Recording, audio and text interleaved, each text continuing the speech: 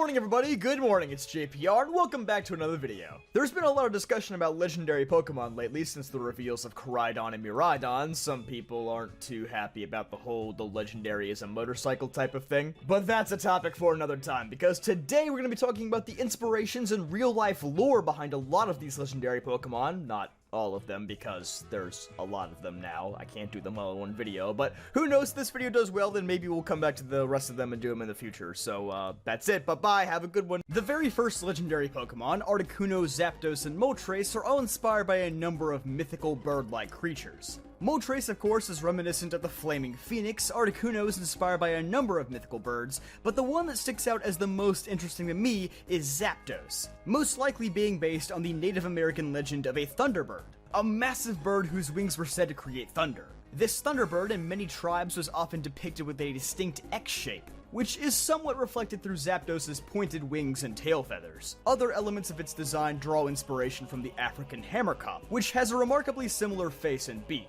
In some cultures, this bird is known as the lightning bird, not to be confused with the Thunderbird. The lightning bird is said to be capable of summoning lightning, and as such, many believed that if you tried to rob a hammerkop's nest, you will be struck by this lightning. Of the three legendary birds, Zapdos certainly has the most clear-cut inspirations. From one electric Pokemon to another, Raikou, its inspiration is much easier to find, simply being based on the Japanese Raiju.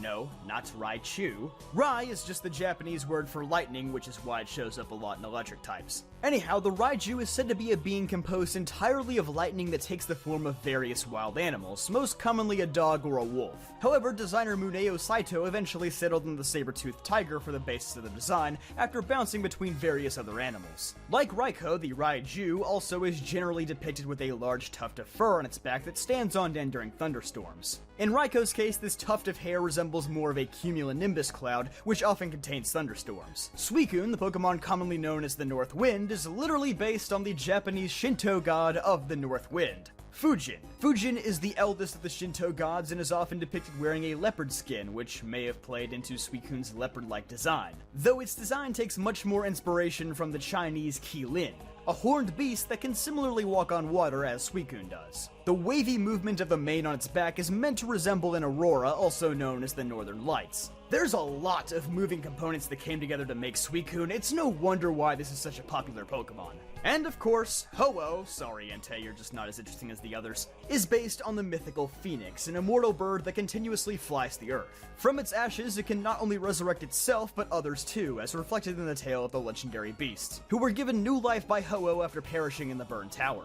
Being a rainbow-colored bird, it is specifically inspired by the Chinese Feng Huang, also known as the Hu in Japanese, in case you are wondering where the name came from. The Regis are most likely based on the Hebrew golems, or golem, like the Pokemon. It has multiple pronunciations. Creatures made from inanimate materials to serve higher powers. In almost all interpretations of the word, a golem is said to be an entity controlled by another man.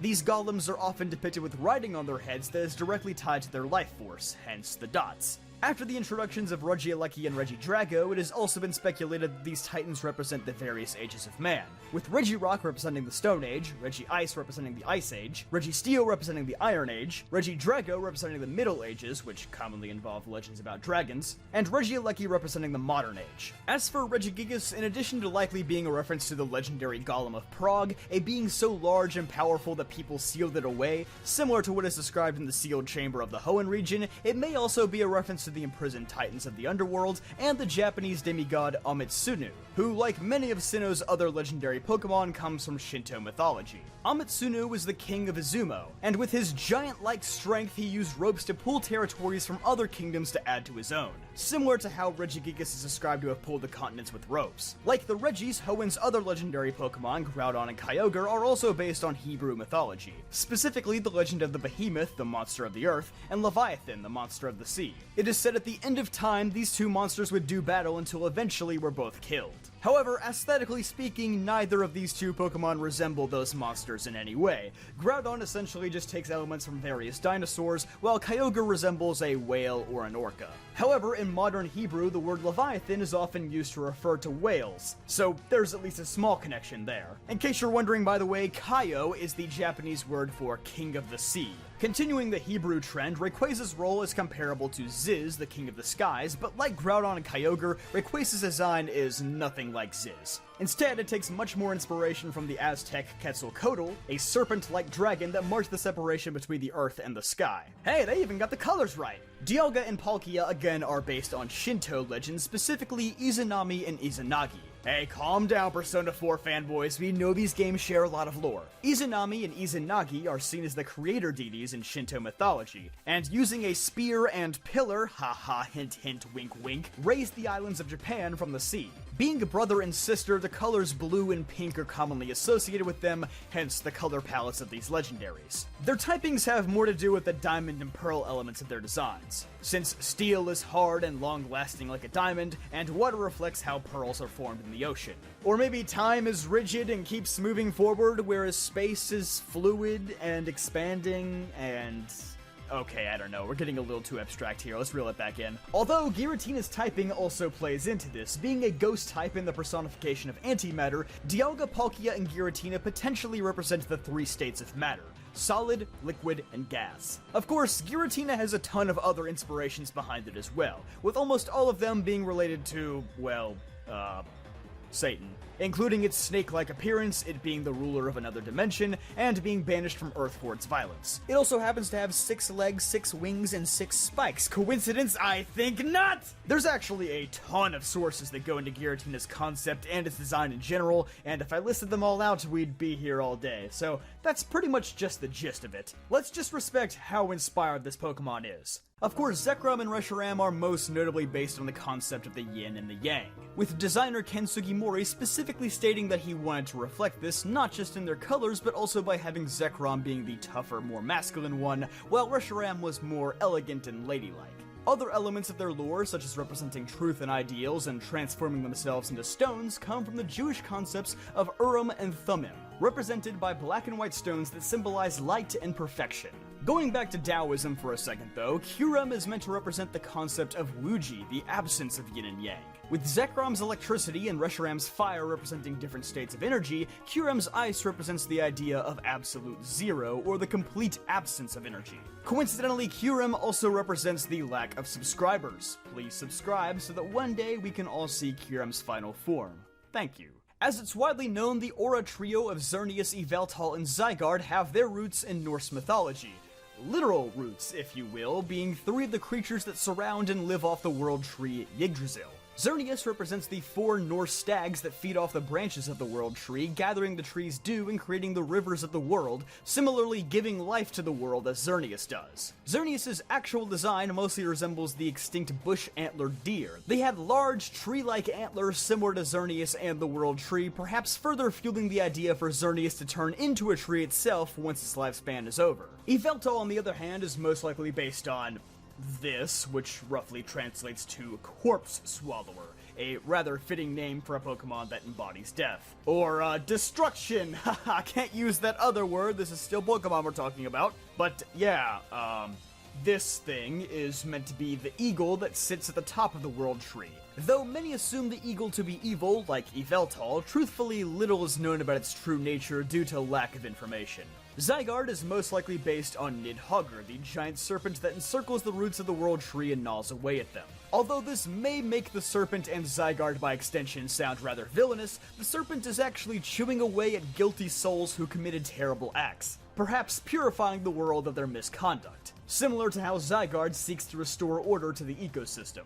However, Nidhogger's true role in Norse mythology is often debated. Tying into this idea, Zygarde's complete form is likely based on Hel, the ruler of the underworld, who confines those tainted souls to be devoured. The design, on the other hand, takes much more inspiration from typical mechs seen in Japanese anime, which makes sense given the whole transforming gimmick. See guys, Pokemon is a mech anime after all. Zygarde's 10% form, on the other hand, is likely based on Garm, the guard dog for the Gates of Hell. It's also possible that these 3 main forms are inspired by the 3 children of Loki, Hel the god, Jormungandr the serpent, and Fenrir the wolf. It's still Norse mythology, just a different interpretation. Though I'm not quite sure how the crocodile from Loki fits in, though maybe that's a future Zygarde form. Solgaleo is based on the popular motif of a sun and lion paired together, while additionally being a reference to an alchemical lion that devours the sun, which correlates with Solgaleo's nickname as the beast that devours the sun.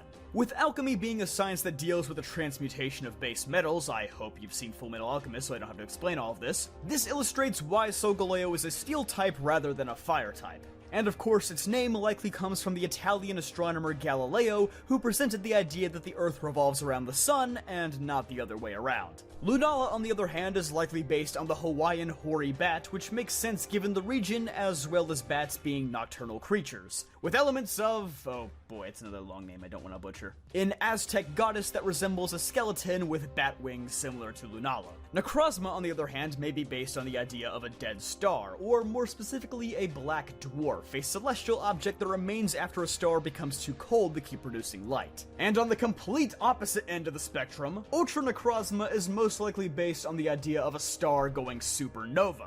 The idea of it enveloping Solgaleo and Lunala to steal their light is most likely an allusion to solar and lunar eclipses. Another reason why Ultra Sun and Ultra Moon could have just been called Pokemon Eclipse. I don't think anyone would have really complained about that. Well, maybe, it is Pokemon. Zacian and Zamazenta are most likely based on the sword and shield of King Arthur, who of course was a legendary British warrior. Their story of recovering in the Slumbering Weld before returning to save current-day Galar is also a reflection of King Arthur's messianic return to save his people. Them being wolves may also be a reference to how wolves were symbols of royalty in Britain before eventually being wiped out a few hundred years ago. They are also a reference to Sirius, the dog star, which is actually a binary star consisting of two parts. Sirius A, the brighter star in this case, would be Zacian, who also happens to come before Zamazenta in the Pokedex. Sirius A also has a mass 1.1 times that of the sun, while Sirius B has a mass 1.2 times that of the sun, which is reflected in their weights, with Zacian being 110 kilograms and Zamazenta weighing in at 120 kilograms. Sorry to my fellow Americans, this reference was a bit buried for us. Bit too much for me to write off as a coincidence though, so there you go, we got another duo of astronomy-based Pokemon. That's pretty cool. And so I think that's enough for one video, but like I said, we might come back and do the rest in the future, namely after Scarlet and Violet come out. I bet we'll have a lot of new material to work with. In the meantime, be sure to subscribe so you can stay in the loop with new videos just like this one, and as always, a big shout out to my newest channel member, Poston. Poston, thank you and all the other members for your continuous support, and I'll see you guys next time.